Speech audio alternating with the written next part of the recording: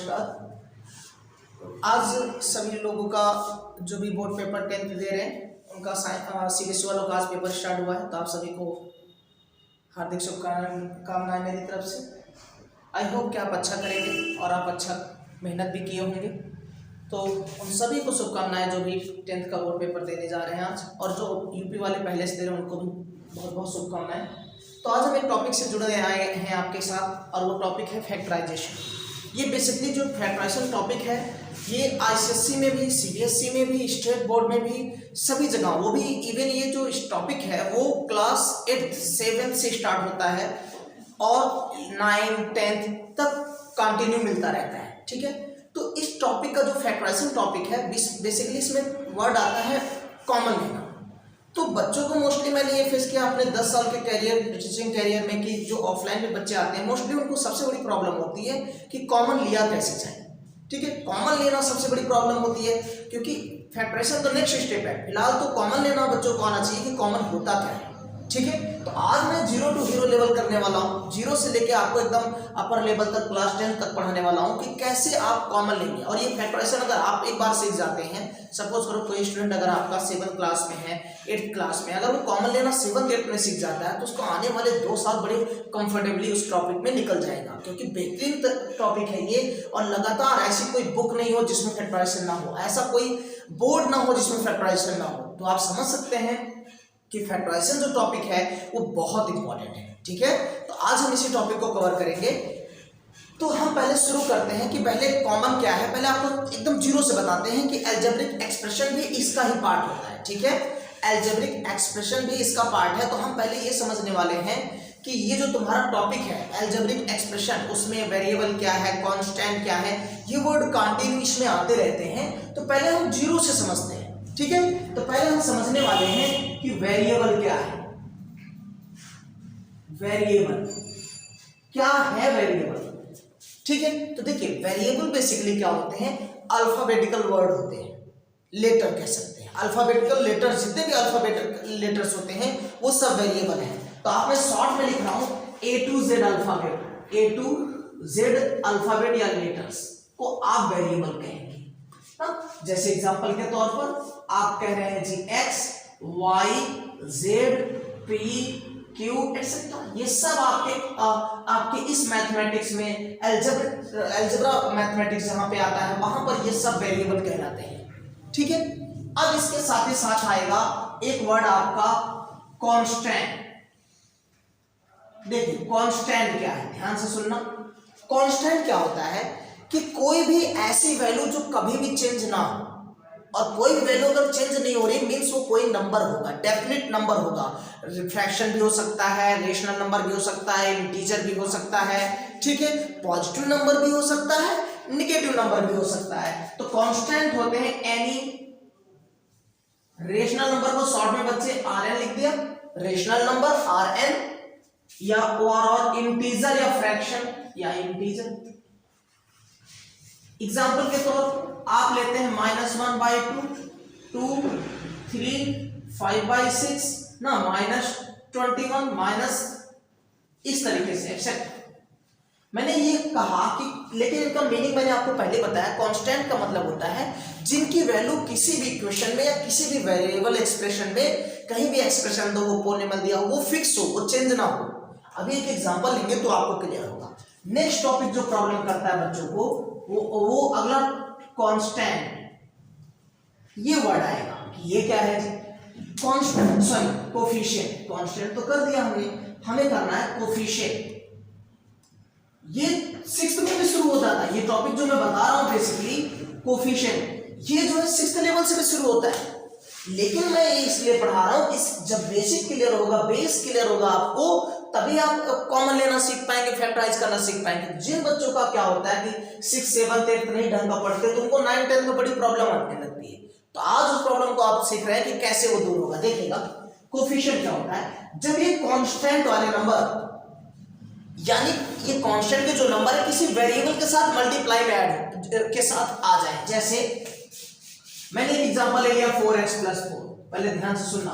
अब आप चेक करिए, यहां पर जो नंबर 4 है ये अकेला है, इसका इसके वेरिएबल से कोई रिलेशन नहीं है। ये डिपेंडेंट नहीं है बेटा, इंडिपेंडेंट वैल्यू को कांस्टेंट कहते हैं। ये डिपेंडेंट नहीं है, डिपेंडेंट का मतलब समझो, अगर मैं x की वैल्यू 1 रखूंगा तो 4 मल्टीप्लाई 1 यहाँ 4 आएगा, अगर मैं x वैल्यू 2 रखूंगा तो 2 मल्टीप्लाई 4 इंटू 8 आएगा। तो ये जो वैल्यू है ये डिपेंड किस पर कर रही है, इस बंदे पर, और वो बंदा कौन है, x, जिसे आप मैथमेटिक्स वर्ड में क्या कहने वाले हैं। तो ये जो पूरी की पूरी वैल्यू है बच्चा, ये निर्भर कर रहा है आपके वेरिएबल पर, बट इस पर तो कोई फर्क नहीं पड़ रहा ना। आप सोचो, आपने 1 रखा तो 4 1 जा 4, इनके बीच में मल्टीप्लाई है। चलो समझाता हूं, अगर किसी नंबर के बिटवीन में, अच्छा कुछ मैथमेटिकल टर्म्स होते हैं जो हिडन होते हैं, आपको दिखाई नहीं देते, उनका मीनिंग खुद समझना होता है। जैसे इस बंदे से पहले कुछ भी नहीं है तो क्या लोगे, प्लस, इन दोनों के बिटवीन कोई साइन नहीं है तो क्या मानोगे, x, और इसकी पावर कुछ भी नहीं है तो कितनी लोगे आप, 1। इतनी चीजें इसमें हिडन थी। सिमिलरली अगर आप a b c लिखते हैं तो चेक करिए यहां पर क्या है, कुछ भी नहीं है तो प्लस a मल्टीप्लाई यहां पावर 1, फिर b multiply power 1 multiply c power 1, और इनके पहले भी कुछ मल्टीप्लाई नहीं है तो आप मल्टीप्लाई 1 ले सकते हैं।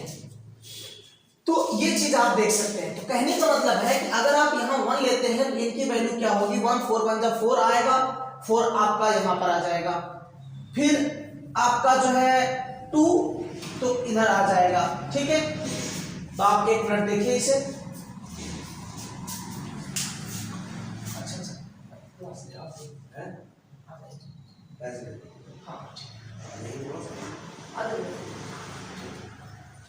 चढ़ा लेना है सर को। अच्छा हाँ कोई दिक्कत, ठीक है ना, ठीक है बच्चों, सॉरी फॉर डिस्टर्बिंग 1 मिनट के लिए। अभी हम फिर देखते हैं, ठीक। अब देखिए ये वेरिएबल x है, तो ये वैल्यू क्या हो रही है, बार बार चेंज हो रही है, तो किस पर डिपेंड हो रही है, x पे ना। x बदलता जा रहा है तो इस वैल्यू चेंज होती जा रही है, लेकिन इस बंदे पे तो फर्क नहीं पड़ रहा ना। आप चेक करो, 1 रखने पर 4 1 जा 4 प्लस 4 8, 2 रखेंगे 4 2 जा 8 और 4, ये अब भी 4 है। तो ऐसी वैल्यू बेटा जो डिपेंडेंट डिफरेंट क्वेश्चन में डिफरेंट हो जाती है, उसे वेरिएबल कहते हैं। ये वेरिएबल है, लेकिन ये बंदा क्या है आपका, कांस्टेंट है, कांस्टेंट जो कभी नहीं बदलता, फिक्स है।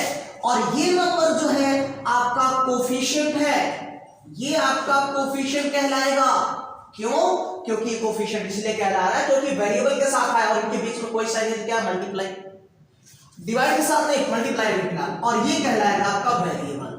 नाउ आई होप कि आपको क्लियर हो गया कि वेरिएबल, कांस्टेंट और कोफिशिएंट में डिफरेंस क्या है, क्योंकि मैथमेटिक्स में बहुत यूज होता है, क्लास 6 में सिखाया जाता है। ऐसे दिया रहेगा, कहेगा बताइए कोफिशिएंट क्या है, तो ये कोफिशिएंट नहीं है, वो नंबर्स, इंटीजर्स या रेशनल नंबर जो वेरिएबल के साथ मल्टीप्लाई से जुड़े होंगे उनको कहेंगे हम कोफिशिएंट। और अगर अकेला कोई नंबर है तो वो रहेगा, आप उसे कहेंगे आप वो, ठीक है ना। सभी ध्यान से देखते रहना, ये बहुत इंपॉर्टेंट टॉपिक है, ठीक है।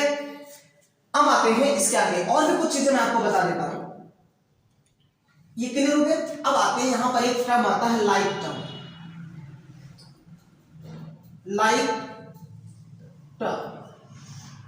देखिए base and power, base and power या डिग्री जिसे कहते हैं ऑफ वेरिएबल, देखो मैं वेरिएबल यूज वर्ड कर रहा हूं,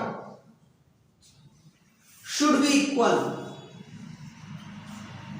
इक्वल। देखिए कह रहा है जिन वेरिएबल का बेस भी इक्वल होगा, पावर भी इक्वल होगा, उन्हें आप लाइक टर्म कहेंगे। एग्जांपल मैं दूंगा तब समझ। और एक अगली खास बात जो मोस्ट इंपॉर्टेंट है, only like terms can add and subtract, only like terms can add and subtract. केवल लाइक वेरिएबल में, अलजेब्रिक मैथमेटिक्स में आप केवल लाइक टर्म्स को ऐड और सब्ट्रैक्ट कर सकते हैं। पहले हम एक समझाते हैं कि लाइक टर्म्स क्या है, समझिएगा पहले लाइक टर्म का एग्जांपल। आप लिखते हैं 4x, 3x, आप चेक करें इसका बेस x है और इसका बेस भी, इनकी पावर नॉट गिवन तो क्या लेंगे 1, पहले ही समझा दिया, पावर नॉट गिवन तो 1।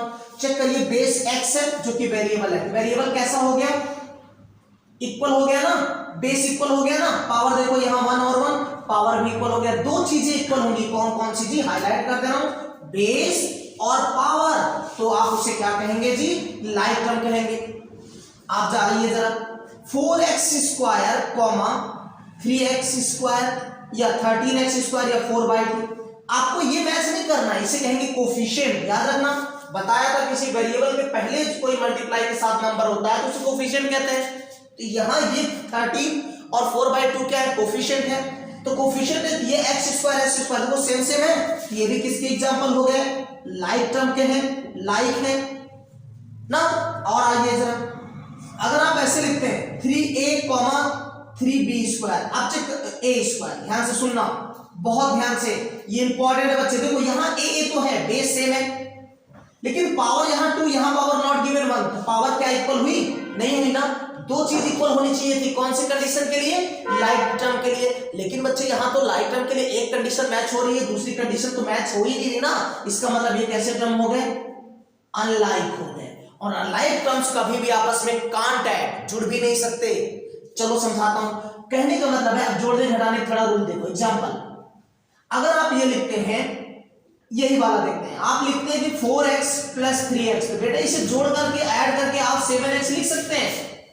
आप लिखते हैं 4x² - 2x², ये प्लस और माइनस डिफरेंट साइन सब्ट्रैक्ट होकर 2x² हो जाएगा।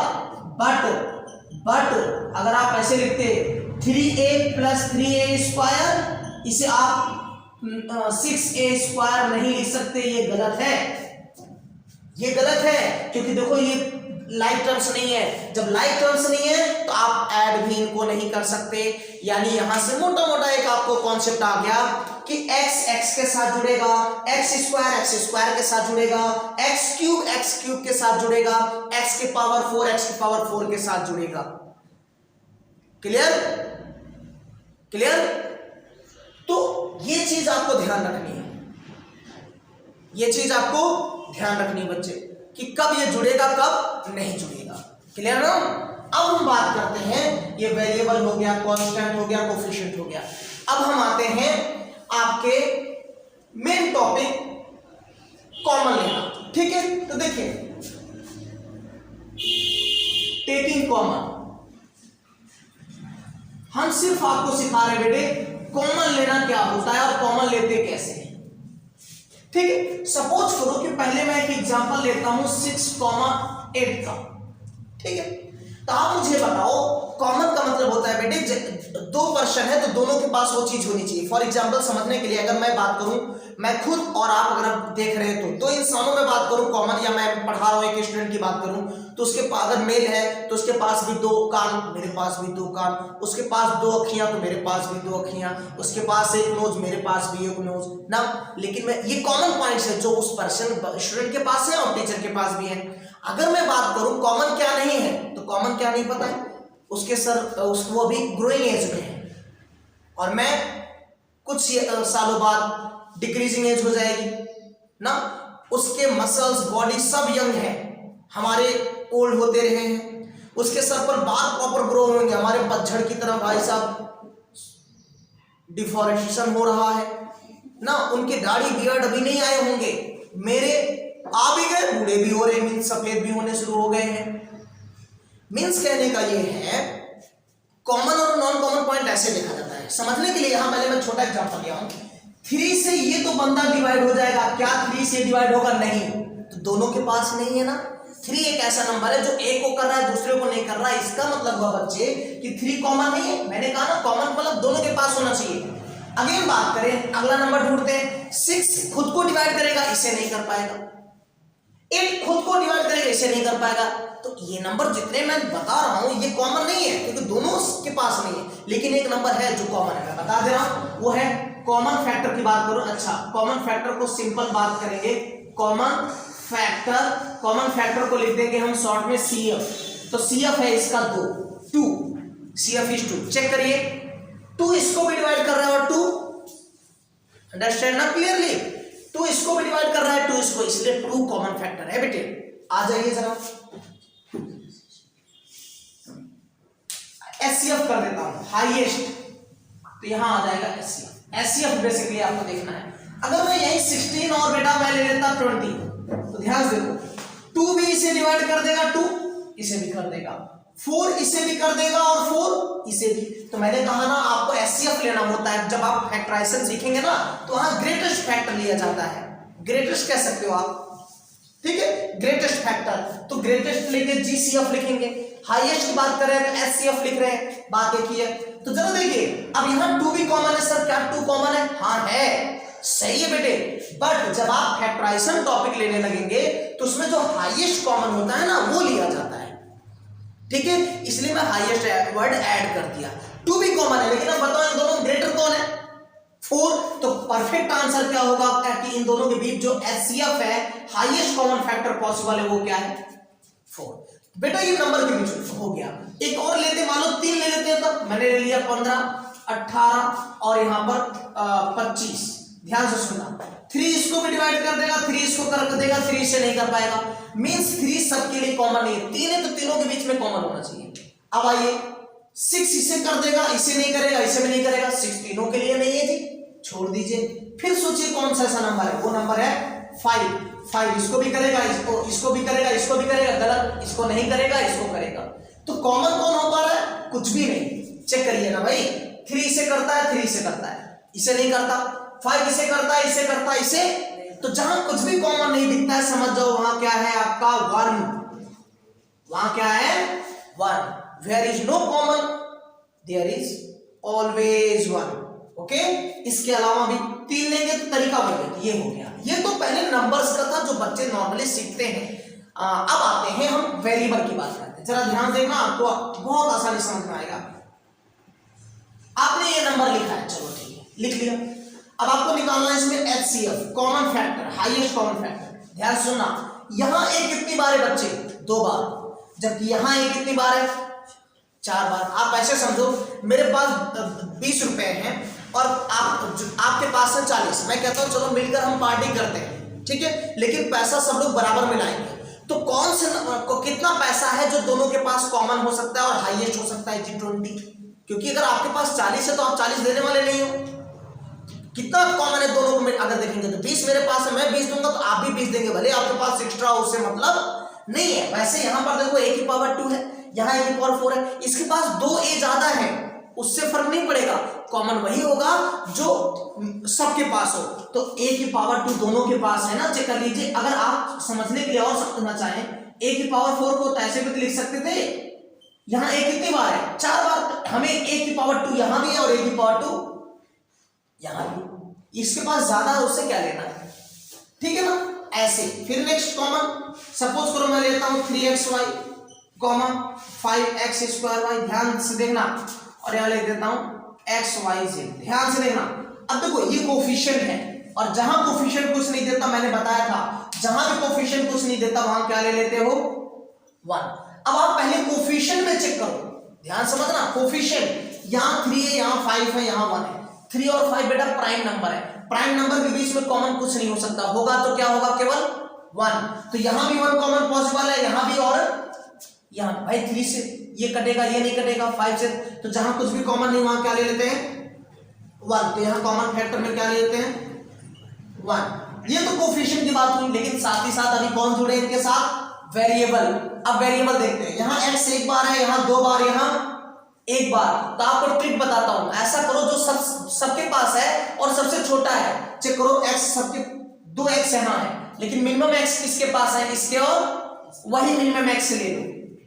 चेक करो, यहाँ y 1 टाइम है, y 1 टाइम है, y 1 टाइम है, सबके पास 1 टाइम ले लो। z यहाँ है, यहाँ नहीं है, यहाँ नहीं है, अगर किसी एक के पास नहीं तो कॉमन नहीं हुआ ना बेटे, अब ये कॉमन तो हुआ नहीं, तो ये कॉमन हो गया। फिर अगेन सोचिए,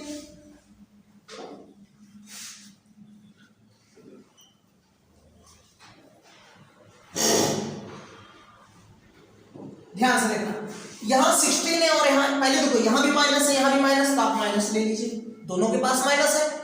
यहां 16 है, यहां 8 है, जब ये 16 और 8 है, 8 1 जा 8, 8 2 जा 16, इसका मतलब 8 खुद को भी डिवाइड कर लेगा, इसको भी। भाई किसी के पास 16 रुपए और किसी के पास 8, मैं बोलूं बेटा 8 रुपए वाले बच्चे आ जाओ मेरे पास, तो 16 वाला भी तो आएगा, क्योंकि 16 के पास भी 8 रुपीज है, और 8 वाला भी आएगा क्योंकि उसके पास भी 8 है, तो मतलब 8 दोनों के पास है, तो 8 कॉमन हो गया।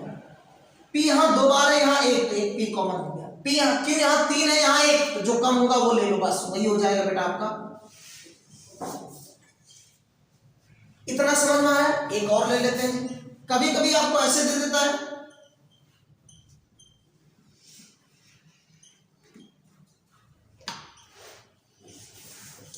घबराना नहीं है, ध्यान से देखना, ध्यान से देखो। ये बताओ, ये पूरा एक साथ है, कॉमा लगा दिया तो ये वाला अलग हो गया। इसके पास P है, यहां भी P है, ले लो। यहां इसके साथ और क्या जुड़ा है, x प्लस वाई, और इसके साथ भी क्या है, x प्लस वाई, तो यही कॉमन हुआ ना, चेक कर लीजिए आप भाई। P भी है यहां और यहां, दोनों के पास है, ये एक साथ है बेटे, और ये एक साथ, तो P यहां दोनों की जगह, x प्लस वाई यहां भी और x प्लस वाई, तो यही कॉमन हो। कुछ क्लियर हो रहा है आपको कि कैसे कॉमन लेना है? अगर ये आपको कॉमन लेना आ जाएगा तभी आप फैक्टराइजेशन सीख सकते हैं, नहीं तो आपको दिक्कत होगी। तो फैक्टराइजेशन पहला मेथड होता है फैक्टराइज बाय टेकिंग कॉमन, जो क्लास 6, 7, 8 से शुरू होता है। वही स्टेप यूज होता है 9th और 10th में।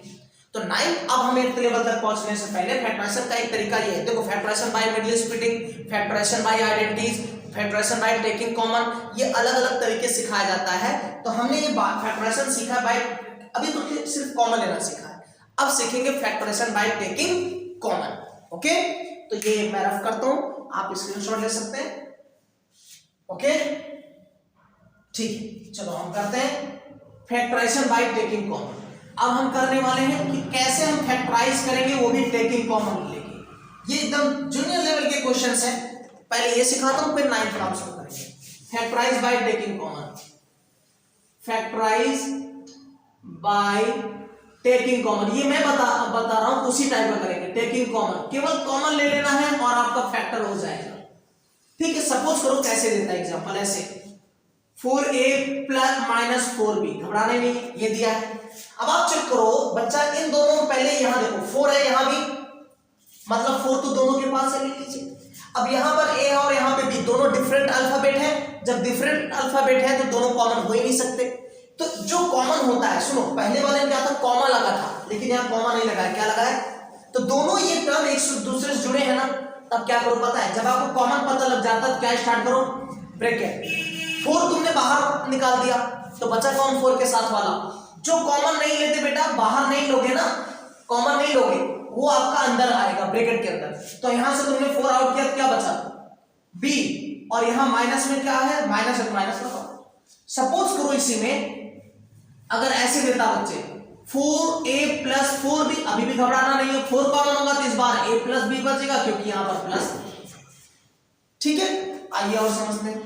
2xy माइनस 3x, ऐसे दिया एग्जाम्पल, घबराना नहीं है। यहां 2 और 3 दोनों प्राइम नंबर है, दोनों प्राइम नंबर है बच्चे, तो क्या हुआ, प्राइम नंबर में कुछ कॉमन नहीं दिखता, और होता क्या है फिर कॉमन, 1, तो यहां 1 ले लिया। इसके पास x एक बार है और यहां भी एक बार, आपने ले लिया, और y यहां है, y यहां पर नहीं है, मतलब कि y कॉमन नहीं हो सकता। तो जब कॉमन पता लग जाता है तो क्या स्टार्ट करते हैं, ब्रैकेट। जो आपने कॉमन लिया वो हटा दो, ये बताओ यहां से 2 बचेगा, 2 कॉमन नहीं लिया था, और क्या है y, तो y बचेगा, तुमने x बाहर निकाल दिया ना, यहां से x हटा दिया तो क्या बचा, माइनस, ये हो गया जी। अगले देख लीजिए आपके पास ऐसे देता है 2a minus 2b plus 2c, ऐसे दे रहा है, क्या रहा बताइए, 3 है, घबराना नहीं है। यहां पर 2 है, या फिर यहां ले लो 4 और यहां ले लो, चलो यहां 2 है, 2 से ये भी डिवाइड होगा, ये भी डिवाइड होगा, और ये भी, तो 2 कॉमन ले लिया। यहां a है, यहां b है, सारे अलग अलग अल्फाबेट है ना, मतलब कॉमन नहीं हो रहा, तो 2 कॉमन लेंगे, तो 2 हटा दो यहां से बेटे, a, यहां 4 था, 2 से डिवाइड करो, कॉमन का एक सेंस ये भी होता है बेटा, आप उसे डिवाइड करते जाओ, देखो 2 से इसको डिवाइड करोगे क्या आएगा, 2 2 जा 4, 2 से इसे डिवाइड कर दो, 2 4 जा 8, और साथ में क्या बचता। तो ये कॉन्सेप्ट होता है बेटा कॉमन लेना। ठीक है, अब आते हैं by factorize by taking common. अब हम आते हैं, पहले आपको समझाता हूं फैक्टराइजेशन, फैक्टराइजेशन। अब ये आपको 8th 9th लेवल का टॉपिक है, फैक्टराइजेशन, ये भी 8th में है। Factorization by middle splitting, middle splitting से वही मिडिल स्प्लिटिंग, ध्यान रखना, मिडिल स्प्लिटिंग से केवल, मिडिल स्प्लिटिंग से if expression in the form of expression in the form of ax square plus bx plus c, अगर कोई भी एक्सप्रेशन इस फॉर्मेट में होगा बच्चा, तभी आप जाकर के उसका मिडिल स्प्लिटिंग कर सकते हैं। अगर इस फॉर्मेट में नहीं है तो आप उसका, मैं इसे हाईलाइट कर दे रहा हूं, आप उसका मिडिल स्प्लिटिंग नहीं कर पाएंगे। अब ध्यान से सुनना, मैंने कहा था ना ये x के साथ है, जब किसी वेरिएबल के साथ कुछ अल्फाबेट जुड़े होते हैं तो अल्फाबेट भी है, लेकिन ये बताना चाह रहा है कि यहाँ b और a ये दोनों के दोनों कोफिशिएंट हैं। ऐसा करता हूं, ये दोनों के दोनों जो है कोफिशिएंट हैं, लेकिन जो लास्ट में टर्म आएगा वो लास्ट वाला आपका होता है बच्चे कांस्टेंट। ये मैथ्स का बहुत इंपॉर्टेंट टॉपिक है बेटे, लगातार क्लास 6, 7, 8, 9 में पूछता रहता है ना। ये आपका जो है कोफिशिएंट और कांस्टेंट है। एक एग्जांपल लेते हैं तब आपको समझ में आएगा मिडिल स्प्लिटिंग होता क्या है और एबीसी का मतलब क्या है। देखिए एक चीज और है, इनमें से कोई भी टर्म अगर नहीं रहेगा तब मिडिल स्प्लिटिंग नहीं कर पाएंगे। तो मैं आपको एग्जांपल के द्वारा कराता हूं और आप इसे समझिए कैसे होगा ये। ठीक है, जैसे पहला example x square plus 6x plus 5 दिया है। आप चेक करो बेटे, अकेला नंबर तो ये कांस्टेंट है, एरो बना दे रहा हूं, ये कांस्टेंट हो गया। ये x और ये 6, यहां इसके पहले कुछ नहीं है, जिसके पहले कुछ नहीं होता क्या लेते हैं बच्चे, 1, तो ये 1 और ये 1 और 6 कोफिशिएंट है। क्लियर हो गया? चेक करो, एक्स स्क्वायर के साथ जो होगा वो कोफिशिएंट, एक्स के साथ जो होगा वो कोफिशिएंट, लास्ट में जो नंबर होगा वो कांस्टेंट। यानी c इक्वल कितना है 5, b इक्वल कितना है 6, a इक्वल कितना बच्चे 1। तो अब आप देखिए स्टेप समझिए, बहुत आसान है, इनका एक ट्रिक भी होता है। तो मैं ट्रिक नहीं बता के पहले मैं पूरा स्टेप समझाता हूं कैसे होगा, उसके बाद ट्रिक कराएंगे। ट्रिक तब काम आएगा बच्चे जब आपको ऑब्जेक्टिव क्वेश्चन है। अगर क्वेश्चन ऑब्जेक्टिव नहीं होता तो आप ये ट्रिक अप्लाई करेंगे तो आपका क्वेश्चन में प्रॉपर नंबर नहीं देगा टीचर। ठीक है, तो हम पढ़ते हैं। सबसे पहले क्या होता है, a और c का मल्टीप्लाई कर देते हैं। ध्यान से देखना, अब आपके a की जगह पर क्या है 1 और c की जगह पर क्या है 5। फिर रूल ये होता है बेटा कि ऐसे दो नंबर सर्च करिए जिनका मल्टीप्लाई कर देने पर यही नंबर आए सेम टू सेम, और उन्हें जब ऐड और सब्ट्रैक्ट करो, यानी इन्हीं दोनों नंबर को ऐड सब्ट्रैक्ट करो तो x का कोफिशिएंट आ जाए। x का कोफिशिएंट क्या है +6। ओके, अब आप सोचो, मैं गलत लेता हूं, पहले मैं बता रहा हूं गलत क्या है। अगर आप 2 और 3 लेते तो आपके दिमाग में ये आएगा कि 2 और 3 सर 5 होगा, 2 और 3 6 होगा, और जो है 2 और 3 ये गलत है, सॉरी। आप लेते सर 5 1 जा 5, तो देखिए 5 और 1 को ऐड कर दो कितना आएगा 6 आएगा ना। दोनों कंडीशन सेटिस्फाई हो रही है। अब आप देखिए मिडिल स्प्लिटिंग इसका नाम क्यों पड़ा, क्या, क्योंकि आपने मिडिल वाले टर्म को ब्रेक कर दिया और वो लिख दिया आपने 5x में चल रहा है तो x प्लस 1, तो 1 में चल रहा है तो 1x। याद रखना जब सारे वैल्यू प्लस होते हैं तो माइनस डेटा नहीं ले सकते। फिर से सुनिए, जब all value is positive in a given expression you can't take minus factor. If you taking minus factor, if all value is positive, then your factor should be wrong, will be wrong also, होगा ही होगा। आप common लेंगे तो match नहीं करेगा, तो और positive है तो ये भी पॉजिटिव ही लेना। ठीक है, अब आइए देखिए जरा, इन मिडिल स्प्लिटिंग क्यों कर रहे हैं, क्योंकि मैंने स्प्लिट मतलब अलग करना, मैंने बीच और मिडिल मतलब बीच वाला, तो इन दोनों के बीच वाला टर्म है 6x, तो हमने x को 6 को क्या कर दिया, दो अलग अलग टर्म में बांट दिया। जब हमने दो अलग में बांट दिया तो नाम हो गया मिडिल। स्प्लिट मतलब अलग करना, स्प्लिटिंग, और दो को इनको सॉल्व करने पर यही आएगा। अब लास्ट के दोनों कांस्टेंट और इनको नहीं छेड़ना बच्चे, इनको ऐसे लिख दो। अब आप कॉमन लो, कहा था ना क्यों इंपॉर्टेंट है कॉमन लेना, क्योंकि यहाँ इस्तेमाल होता है और बच्चे यहीं पे most of the students mistake कर जाते हैं। देखिए कैसे कॉमन लेना है। यहाँ x कितनी बार है 2 बार, यहाँ x कितनी बार है 1 बार, यहाँ 1 है और यहाँ 5, इनमें तो कुछ कॉमन नहीं ले रहा तो 1 नहीं लेंगे, तो 1 और 1 ना लिखो बेटा तो भी कोई फर्क नहीं पड़ता। जैसे यहाँ देखो मैंने बताया था यहाँ 1 है, नहीं लिख रहे तो भी उसका मीनिंग वही है। तो देखिए x 2 बार है, यहाँ 1 बार, 1 ले लिया, 5 यहाँ नहीं है, छोड़ दो। जब कॉमन पता लग जाता तो क्या स्टार्ट करते हैं ब्रैकेट। अभी तो यहाँ x 2 बार था, तुमने 1 आउट कर दिया ना, कितने x बचते, इस 5 के साथ बेटे x है और x तुमने बाहर निकाल दिया है, तो x बाहर निकाल दिया तो सोचो क्या बच रहा है 5, साइन क्या चल रहा है प्लस। मैं फिर से लिख रहा हूँ, समझाने के लिए इरेज किया था। अब आइए जहां कुछ भी कॉमन ना हो वहां बताया था क्या लेते हैं 1। जब 1 लोगे आप तो क्या बचेगा सेम से 1 से 1x और 1 से 5 डिवाइड कर दो। देखो 5 को 5 मल्टीप्लाई 1 भी तो लिख सकते हैं ना, तो आप यहां का 1 हटाओगे तो x बचेगा, आप यहां का 1 हटाओगे तो क्या बचेगा। अब देखिए इन दोनों के पास फिर कॉमन हो रहा है, देखिए इसके पास क्या है x प्लस 5, इसके पास भी क्या है x प्लस 5। अब आप x प्लस 5 ले लीजिए, ले लिया। जब यहां से x प्लस ब्रैकेट स्टार्ट करो, कॉमन लेने के बाद पता लग जाता है क्या स्टार्ट करते हैं ब्रैकेट, x प्लस 5 यहां से हट गया तो क्या बच रहा बच्चे x, और यहां से x प्लस 5 हट गया तो क्या बचा बच्चे प्लस 1। तो यही है, इसको कहा जाता है फैक्टर। ये जो आया है इसे कहा जाता है फैक्टर। लेकिन बच्चे एक चीज बता देता हूं, अगर आप बारी बारी से इसको 0 के इक्वल ले लेते हैं क्लास 9 पॉलिनोमियल चैप्टर, तो यहां से x की वैल्यू आ जाएगी -5। ऐसे x प्लस 1 इक्वल ले लीजिए आप 0, तो यहां से वैल्यू आ जाएगी x इक्वल -1। तो ये जो आंसर आता है x और y का, इसको आप रूट्स कहते हैं क्लास 9th में, या फिर 10th में जीरोस 9 10th में कहा जाता है। तो इसी फैक्टराइजेशन के एक स्टेप और आगे चले जाओगे तो एक स्टेप एक क्वेश्चन और हो जाता है टाइप का ऑफ क्वेश्चन। तो बेसिकली देखो कॉमन का कितना बड़ा रोल है, जो कि क्लास 6 7th 8 से स्टार्ट करता है, और ये 6 7 से भी है। तो बेसिकली कॉमन लेना आता रहेगा तो ये बहुत आसान है। एक क्वेश्चन मैंने करा दिए, अब आप इसे देख सकते हैं कुछ सेकंड के लिए, फिर मैं अगला क्वेश्चन कंटिन्यू करता हूं।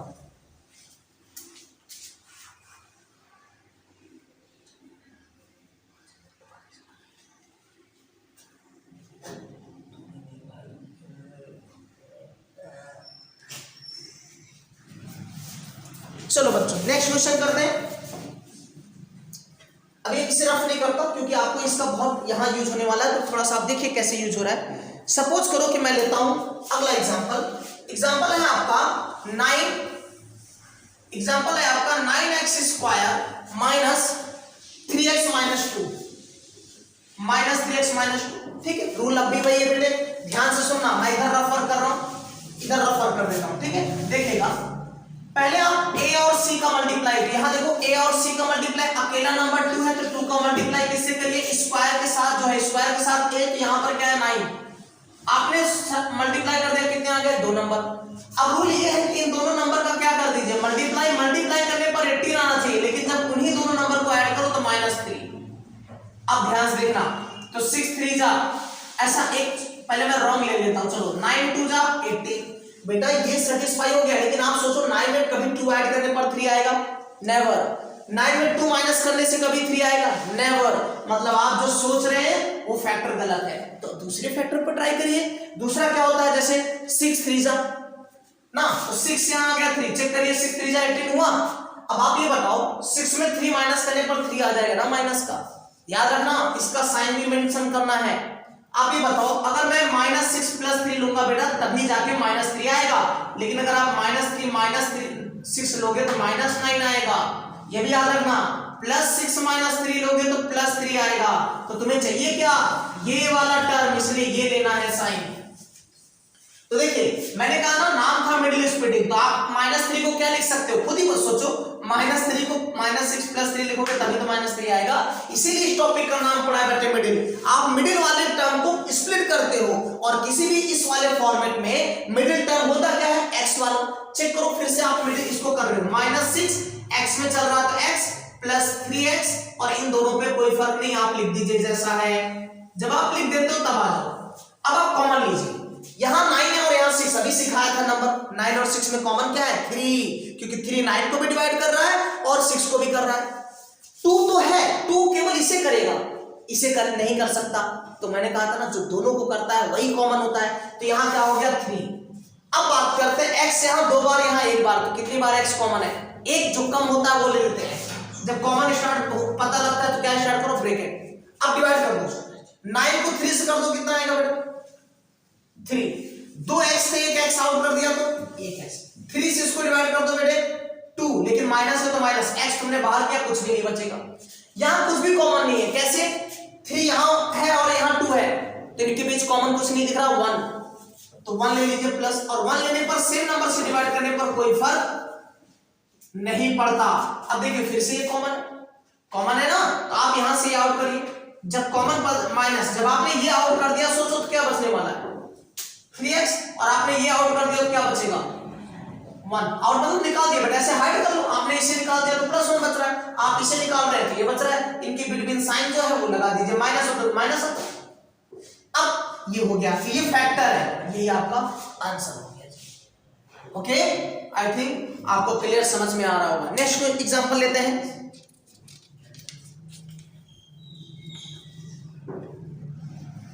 ठीक है, नेक्स्ट एग्जांपल ले लेते हैं, x square minus 8x plus 16। अगला एग्जांपल है आपका x square minus 8x plus 16, ऐसा एग्जांपल दिया है। ठीक है, चलो इसे भी सॉल्व कर लेते हैं। देखिए आगे ना मैं थोड़ा सा ये रफ वर्क नहीं करा रहा, ये रफ समझाने के लिए कराया था, ये रफ समझाने के लिए, ये भी रफ वर्क है समझाने के लिए। अब देखो 16, इसके पहले कोई भी डेटा नहीं दिया तो क्या लेंगे 1, तो जब आप यहां मान लेंगे तो 16 बन जा 16। 2 नंबर ऐसे सोचिए, थिंक करिए कि जिनका प्रोडक्ट जो है 16 आए। अगेन देखो 8 2 जा 16, लेकिन 8 में 2 जाएगा तो क्या आ जाएगा 6। तुम्हें क्या चाहिए 8, गलत हो रहा है। अगर ऐड करोगे तो भी गलत हो जाएगा, हम लेते हैं क्या 4 4 जा 16। देखिए मिडिल स्प्लिटिंग के नाम के अकॉर्डिंग -4 और x में चल रहा है x -4, दोनों माइनस लिया तभी जाके क्या आया -8 आएगा बच्चे। ठीक है, प्लस 16 और यहां 1x स्क्वायर। ठीक है, अगेन कॉमन ले लीजिए x, तो x -4 आएगा और यहां माइनस लेंगे तो x -4 आएगा। मैं डायरेक्टली कर दे रहा हूं x -4 आपका होगा, ये 2 टाइम्स है तो आप इसे ऐसे लिख सकते थे। ये रहा जी आंसर। क्लियर? अब आगे कंटिन्यू करते हैं, इनके रूट्स वाले क्वेश्चंस कैसे करते हैं। रूट, अच्छा रूट पर आज मैं नहीं करना, रूट को करने से पहले मैं आपको रूट के मल्टीप्लाई, एडिशन, सब्ट्रैक्शन सिखाऊंगा। ठीक है, तो आई होप कि आज मैं एक छोटा सा वीडियो अपलोड करूंगा जिसमें आपके रूट के मल्टीप्लिकेशन, सब्ट्रैक्शन ये होंगे। उसके बाद आपका हम कल कर लेंगे ये रूट वाले क्वेश्चंस। रूट वाले क्वेश्चंस काफी इंपॉर्टेंट है, मोस्ट इंपॉर्टेंट है। रूट वाले फैक्टर ये 6th 7th में नहीं मिलेगा आपको, 8th में भी नहीं मिलेगा, 9th और 10th मिलेगा। हाँ 8th में तब मिलेगा जब आप एक्स्ट्रा बुक से करेंगे, आर डी शर्मा या किसी एक्स्ट्रा बुक से करेंगे प्रैक्टिस, तो आपको वहां पे रूट के कुछ क्वेश्चंस मिल सकते हैं। ओके, तो आई होप कि आपको क्लियर हो रहा होगा, कॉन्सेप्ट भी समझ में आ रहा होगा। अगर इस तरीके के क्वेश्चन फैक्टराइजेशन में कहीं भी प्रॉब्लम हो किसी तरीके का फैक्टराइजेशन में, तो आप कमेंट में बता सकते हैं और अपनी प्रॉब्लम पूछ सकते हैं, शेयर कर सकते हैं। नेक्स्ट क्वेश्चन करते हैं।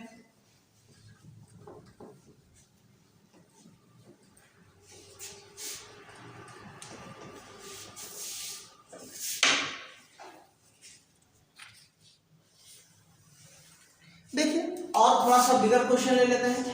कह रहा है 8x स्क्वायर माइनस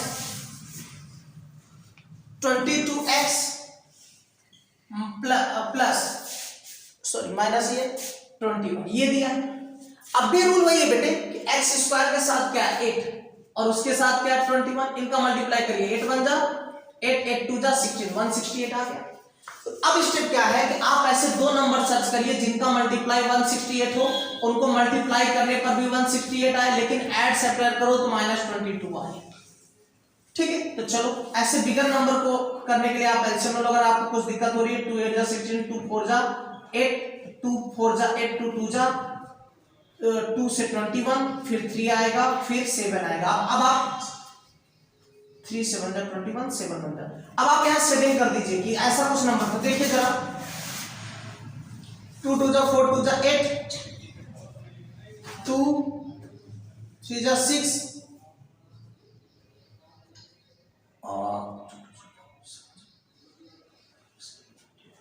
28 और 6 हो गया। चेक कर लीजिए 2 3 जा 6 और ये जो नंबर बच रहे हैं इनको एक साथ पेयर बना दीजिए। तो 2 2 जा 4 से बन जा 28 और 2 2 जा और 2 3 जा 6, 26 में 20 ये माइनस कर दो 22 आएगा। लेकिन अभी भी गलत है। रीजन क्या है कि आपको माइनस चाहिए, तो इसलिए देखो 28 मल्टीप्लाई 6 168 आ जाएगा। लेकिन जब आप -28 प्लस 6 लोगे ना तभी बच्चे -22 आएगा। यहां से कॉन्सेप्ट सीख लीजिए, एकदम ट्रिकी। जब आप माइनस चाहिए तो बिगर वाली वैल्यू को माइनस ले लीजिए, स्मॉलर वैल्यू को प्लस, और अगर आपको प्लस चाहिए तो बड़ी वाली वैल्यू को प्लस ले लीजिए और छोटी वैल्यू को माइनस। ओके, तो यहां देखिए फिर से मिडिल स्प्लिटिंग में आपके पास क्या है -28x अच्छा एक चीज और बता रहा हूं, मैं बार बार x ले रहा हूं, आप y भी ले सकते हैं। आप y लेंगे तो यहां y चलेगा, प्लस 6y और माइनस 21 और यहां है 8y स्क्वायर। अब आप कॉमन ले लीजिए बच्चा, कॉमन क्या 8 और 28 कॉमन क्या पता है 4, क्योंकि 4 इसे भी डिवाइड कर देगा 4 इसे भी, y यहां 2 बार है y यहां एक बार, आप कॉमन ले लीजिए 4y, 4 2 जा तो 2y बचेगा, 4 7 जा y तो बाहर आ गया तो y यहां बचेगा नहीं। इन दोनों में 6 और 21 में बेटा 7 कॉमन नहीं है 2 कॉमन है, क्यों? क्योंकि 7 स्पेशली 21 को करेगा, 7 इसे नहीं कर सकता, 2 इसे भी करेगा इसे नहीं करेगा, इसलिए 3 कॉमन लेंगे। 3 ले लीजिए तो देखो 3 से डिवाइड कर दो 3 2 जा 6y, 3 से डिवाइड कर दो 7, मैच हो रहा है देखो। तो अब क्या कॉमन लीजिए 2y माइनस 7, जब आपका 2y - 7 आउट हो रहा है तो क्या बच रहा है 4y और यहां से क्या बच रहा है +3, ये आपका क्या हो गया फैक्टर। क्लियर? तो इस तरीके से कितना भी बड़ा क्वेश्चन हो आप आसानी से फैक्टर कर सकते हैं। क्लास 8 9 10 आईसीएसई में 7th में भी आपको थोड़े बहुत जिक्र हो जाते हैं इनके बारे में। तो आज के लिए इतना ही, फिर मिलते हैं नेक्स्ट वीडियो में। मेहनत करते रहिए और चैनल पसंद आए तो लाइक और सब्सक्राइब करिए। आपको मेरे कॉन्सेप्ट समझ में आए तो लाइक एंड सब्सक्राइब करिए। आज के लिए इतना ही, गुड डे।